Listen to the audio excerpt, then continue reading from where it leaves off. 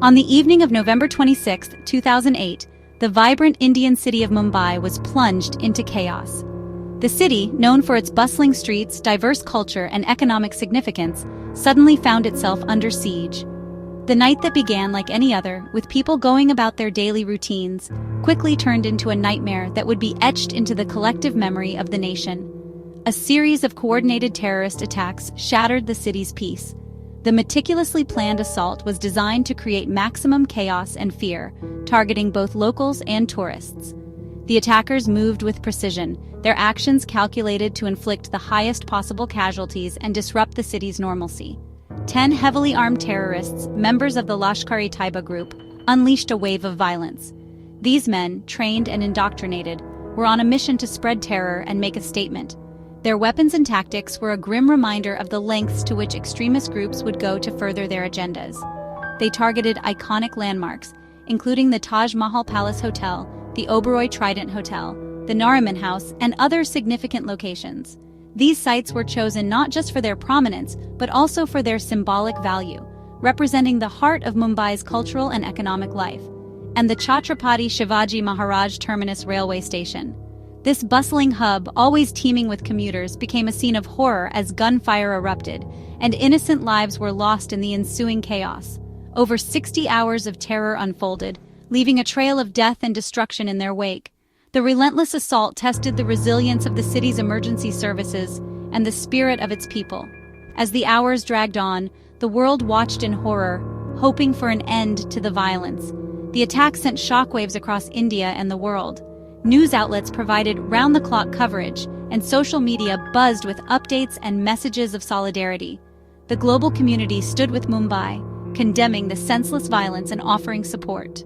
They exposed the vulnerabilities of even the most bustling metropolises to the threat of terrorism. The attack served as a grim reminder that no city, no matter how well prepared, is immune to such threats. It highlighted the need for constant vigilance and robust security measures. The attacks also highlighted the brutal tactics employed by Lashkar-e-Taiba, a Pakistan-based terrorist organization with a long history of violence. Their methods were ruthless, aiming to instill fear and disrupt the social fabric of the city. The group's involvement underscored the transnational nature of modern terrorism.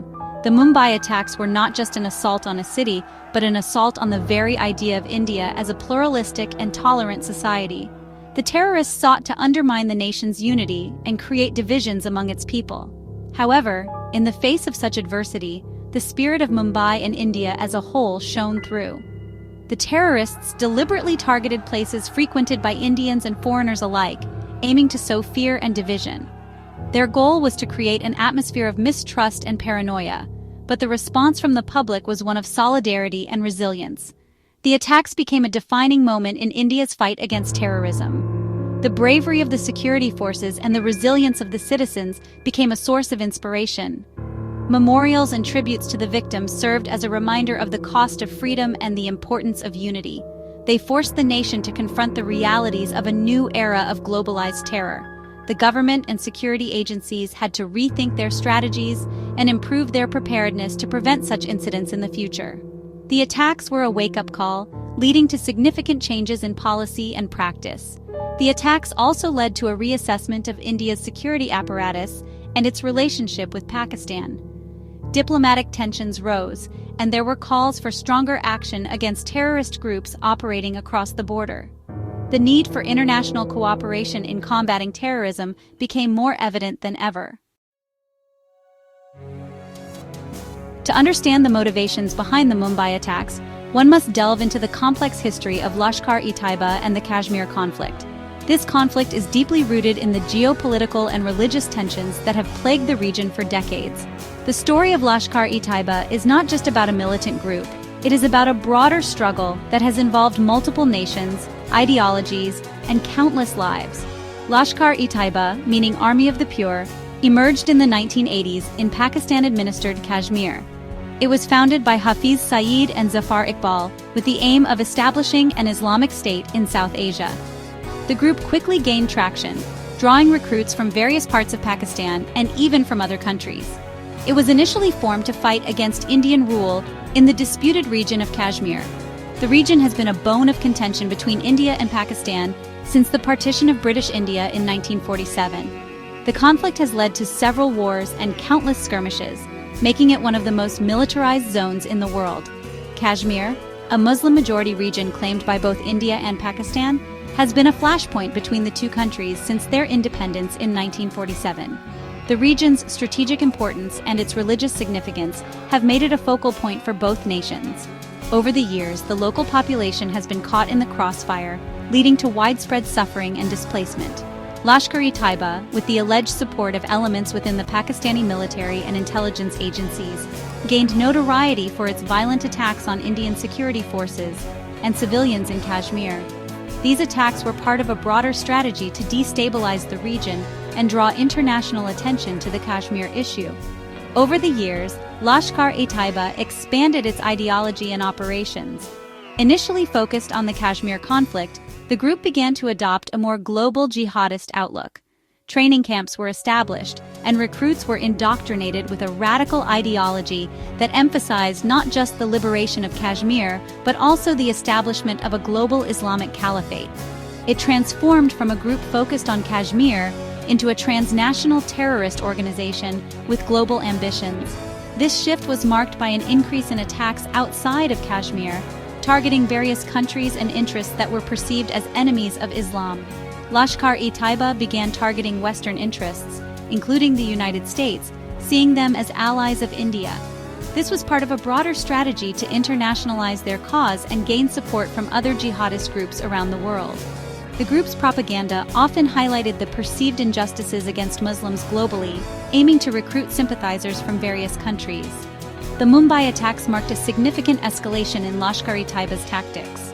These attacks were meticulously planned and executed, targeting multiple locations across the city, including luxury hotels, a Jewish community center, and a busy train station.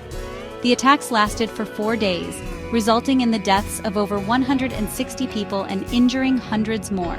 They demonstrated the group's ability to project power beyond Kashmir and strike at the heart of India's economic and cultural capital. Mumbai, being the financial hub of India, was a symbolic target, and the attacks were designed to create maximum chaos and media attention. The attacks were a grim reminder of the threat posed by Lashkar-e-Taiba to regional and global security. In the aftermath, there was a renewed focus on counter-terrorism efforts, both within India and internationally. The global community recognized the need for a coordinated response to the threat posed by such transnational terrorist organizations, leading to increased cooperation and intelligence sharing among nations. The Mumbai attacks were the culmination of months of meticulous planning and reconnaissance. The attackers left no stone unturned in their quest to inflict maximum damage and terror. This was not a spur-of-the-moment decision, but a well-thought-out strategy that involved numerous individuals and resources. Two key figures played instrumental roles in the plot: David Coleman Headley and Tahawur Rana. These men were not just foot soldiers, they were the architects of the plan, meticulously crafting each detail to ensure its success. Headley, an American citizen of Pakistani origin, became an informant for both Lashkar-e-Taiba and the U.S. Drug Enforcement Administration. His dual roles allowed him to navigate different worlds, gathering crucial information while maintaining a facade of legitimacy. He used his American passport and his cover as a businessman to travel to Mumbai multiple times. Each trip was a mission, a step closer to the final act of terror. His ability to blend in and move freely was a significant advantage. Headley conducted extensive surveillance of the targeted locations, gathering intelligence on security arrangements, layout, and potential escape routes. He meticulously documented every detail, ensuring that nothing was left to chance. He provided detailed information to his Lashkar-e-Taiba handlers, including photographs, videos, and GPS coordinates.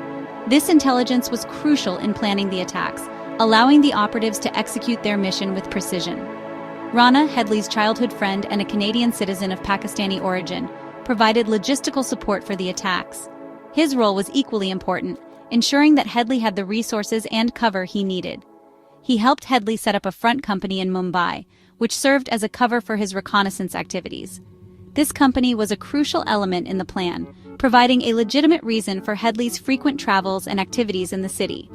Rana also allowed Headley to use his immigration services company to obtain visas for other Lashkar-e-Taiba operatives involved in the plot. This facilitated the movement of key personnel, ensuring that the operatives could enter and exit the country without raising suspicion. The collaboration between Headley and Rana highlights the transnational nature of terrorism. Their actions spanned multiple countries, demonstrating how modern terrorism often involves a complex web of international connections. They exploited their Western citizenship and connections to facilitate the attacks. Their ability to move freely between countries and their understanding of Western systems were significant advantages in planning and executing the attacks. Their actions underscored the challenges faced by intelligence agencies in detecting and disrupting terrorist plots involving individuals with dual identities and allegiances. The complexity of their operations and the sophistication of their planning made it difficult for authorities to anticipate and prevent the attacks. On the evening of November 26, 2008, 10 Lashkar-e-Taiba terrorists arrived in Mumbai by sea. They had set sail from Karachi, Pakistan, on a hijacked Indian fishing trawler. The terrorists carried with them a deadly arsenal of weapons and explosives. They split into smaller groups and fanned out across South Mumbai, targeting their pre-selected locations. At around 9:20 p.m., the first shots rang out at the Chhatrapati Shivaji Maharaj Terminus railway station. Two terrorists, armed with AK-47 rifles and grenades, opened fire indiscriminately on commuters and railway staff. The attack on CST, one of the busiest railway stations in India, caused widespread panic and chaos. Simultaneously, other terrorist teams attacked the Taj Mahal Palace Hotel, the Oberoi Trident Hotel, the Nariman House, a Jewish community center, and Leopold Cafe, a popular tourist restaurant. The terrorists stormed the luxury hotels, taking guests and staff hostage. They set off explosions and engaged in prolonged firefights with security forces. The attacks continued unabated throughout the night, plunging Mumbai into a state of siege.